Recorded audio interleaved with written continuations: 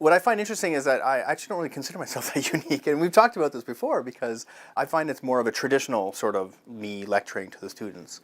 But what I do try and do though is try and change that a little bit so that not make it as completely boring.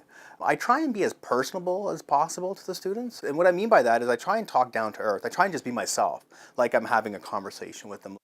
For me, the biggest thing is the language that he uses. He speaks in a way that I'm able to understand. He understands that I'm not a PhD student or a master's student, so he will use layman's terms for a more complex topic. His ability to teach a concept such that I'm able to understand it after just one class.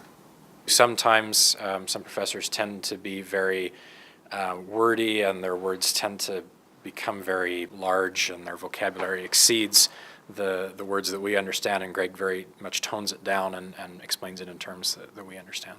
He speaks loudly, he speaks quickly because he's excited about it, and I think it really speaks to how much he understands the material, because he has this great depth of knowledge, but at the same time he can explain it so simply that it's a really good experience. I don't know how many times I've been sitting in organic chemistry and he's explained a concept in such a way that it suddenly clicked things from chemistry 1000 and 2000 that I never really understood.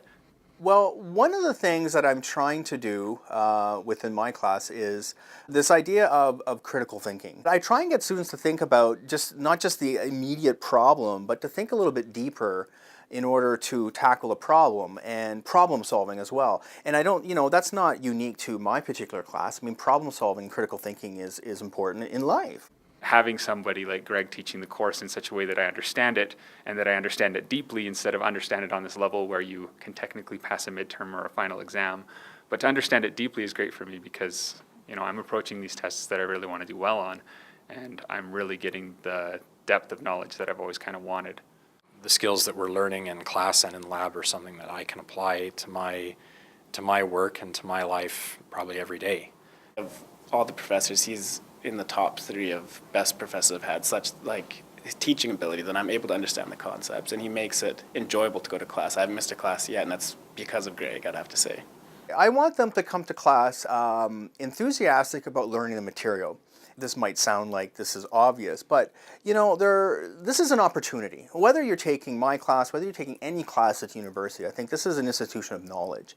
And if you signed up for a class, I'm hoping that you're not taking it just because my degree requires it, but also because I'm here to learn something. And so I hope they show up with some level of enthusiasm to learn this material, to really understand it. Greg is full of life, and he really knows what he's talking about. He gets really excited about it, and that transfers to the students.